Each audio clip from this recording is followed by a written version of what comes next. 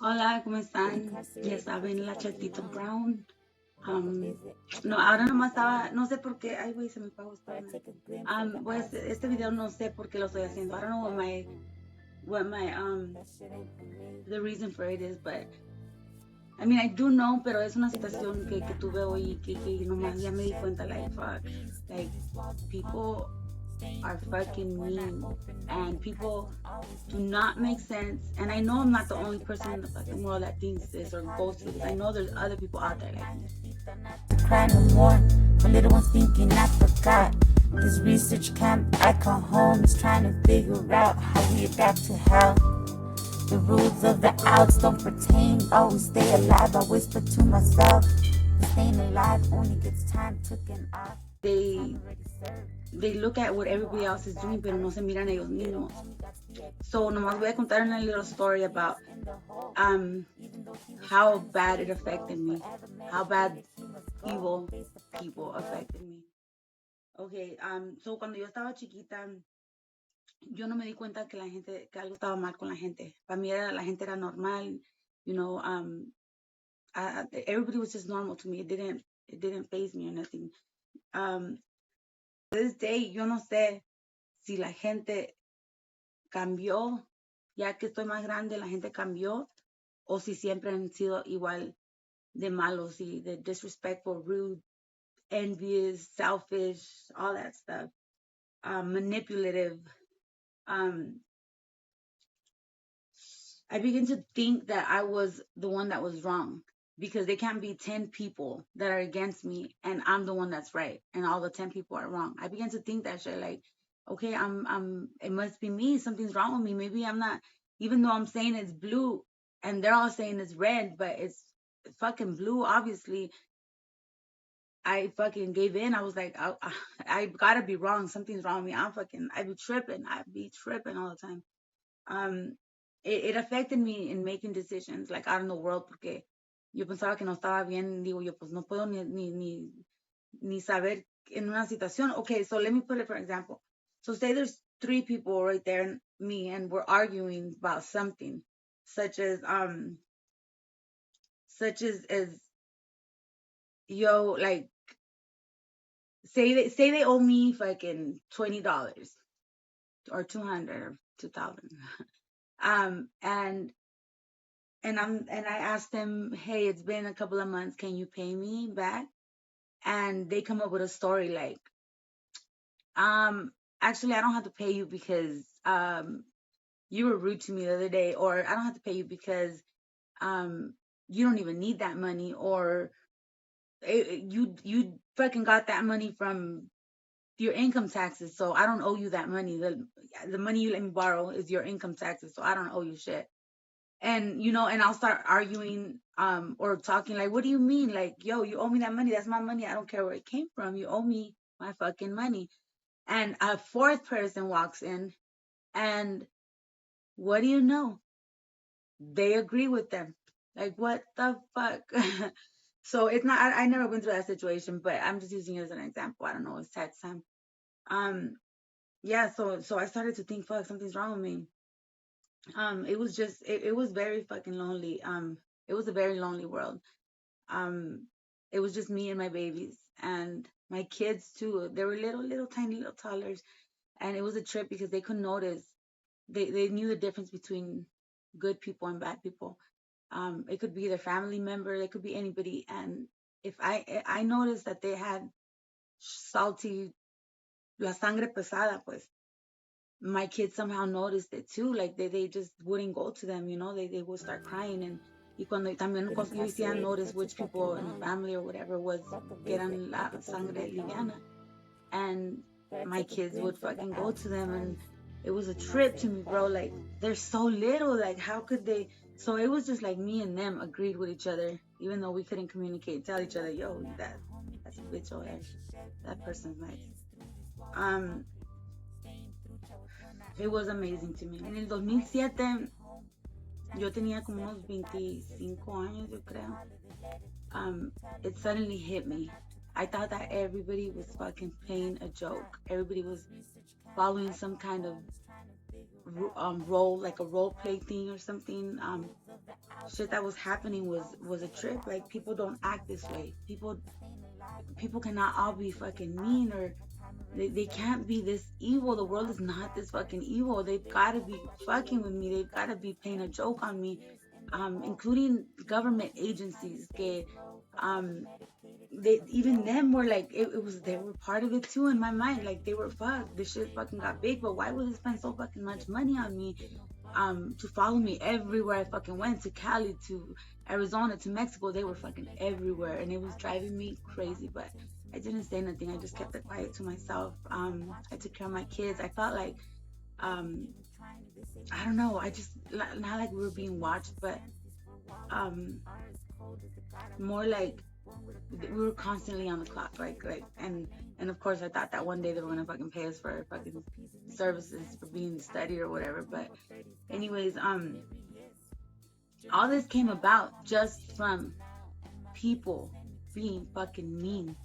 My family was acting crazy. They were acting ruthless and heartless and all that shit. And it was crazy. It was so bad that one time I was fucking hemorrhaging. I was having a miscarriage.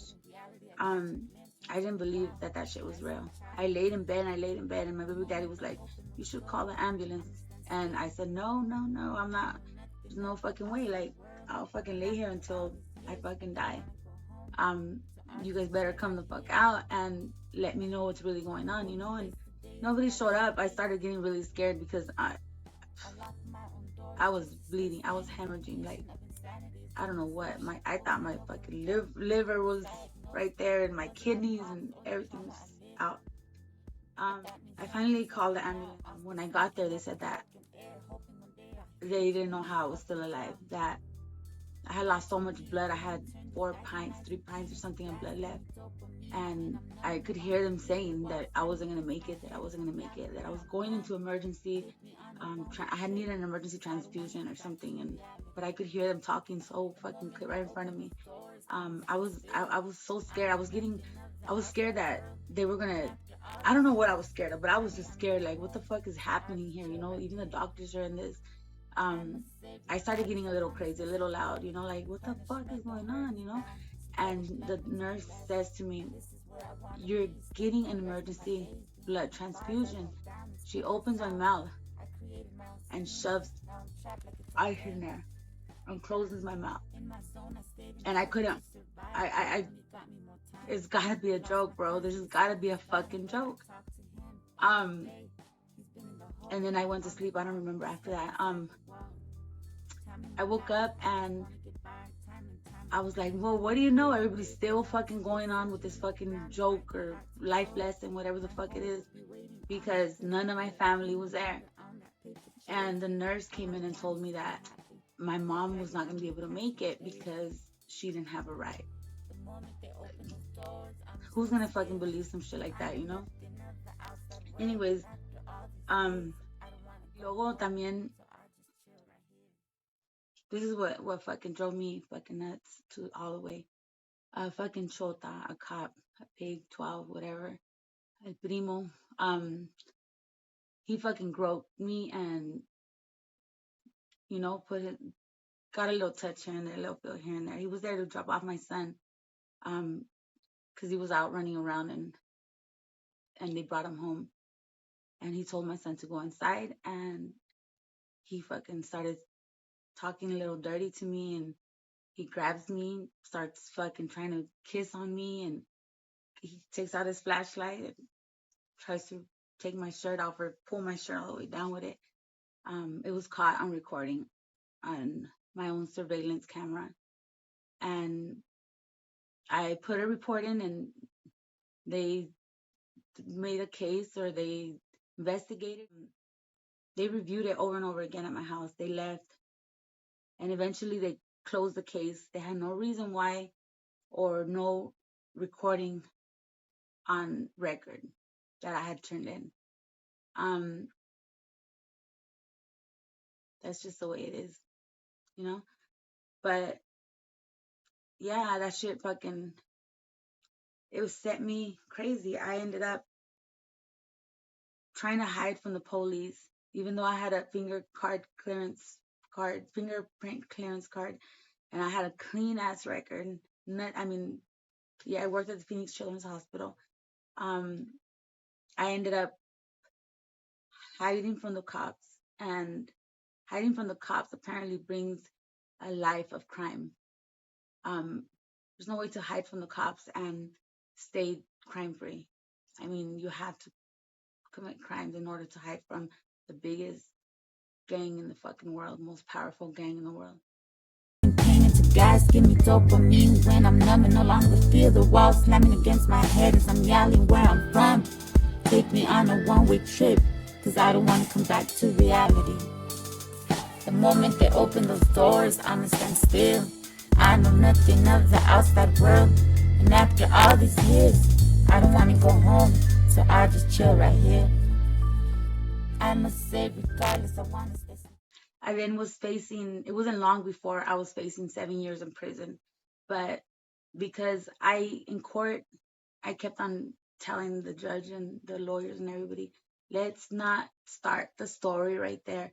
Let's start the story when that cop put his filthy hands on me. I said, if you can't start it right there, then you're not fucking doing your job. You're not doing this shit right. That's not how court goes. In court, you're supposed to see what's up, what happened here and there, how you ended up like this, or da da da.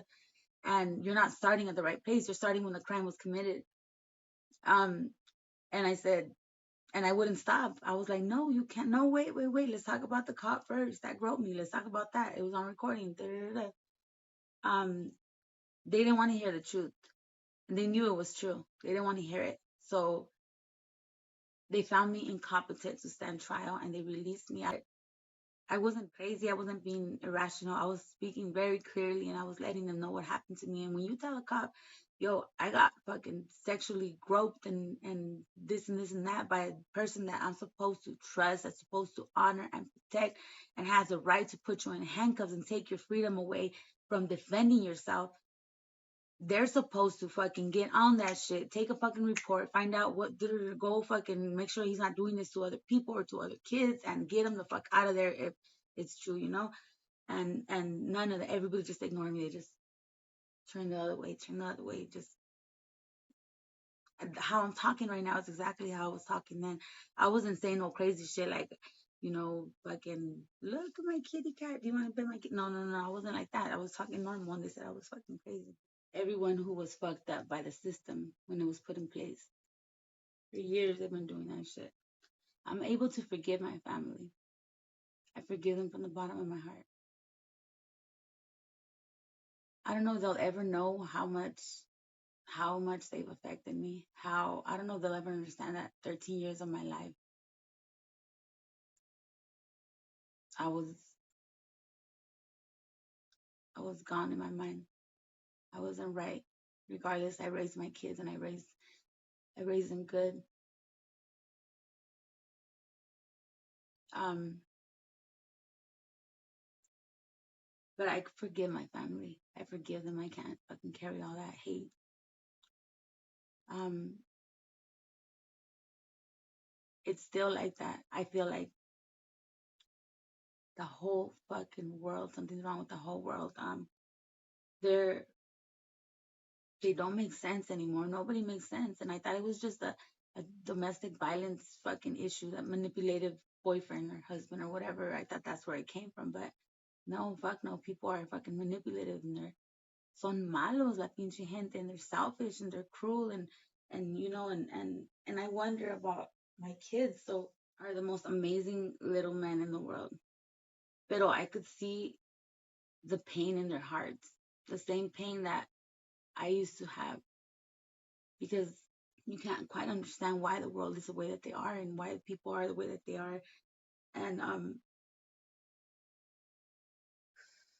anyways, it's lonely on this side and we get hurt and we hurt for others. Having compassion for others causes nothing but pain and we suffer use the most. I guess the biggest question is, will they too notice that humble people are weak and decide they no longer want to feel pain in their hearts and give in to the ways of the world in order to live at peace? Or will they one day stop by and help the man or woman laying in the sidewalk and not leave until they make sure that they have a safe place to stay or something to eat? Will they try to help a person screaming for help when a police officer is beating them?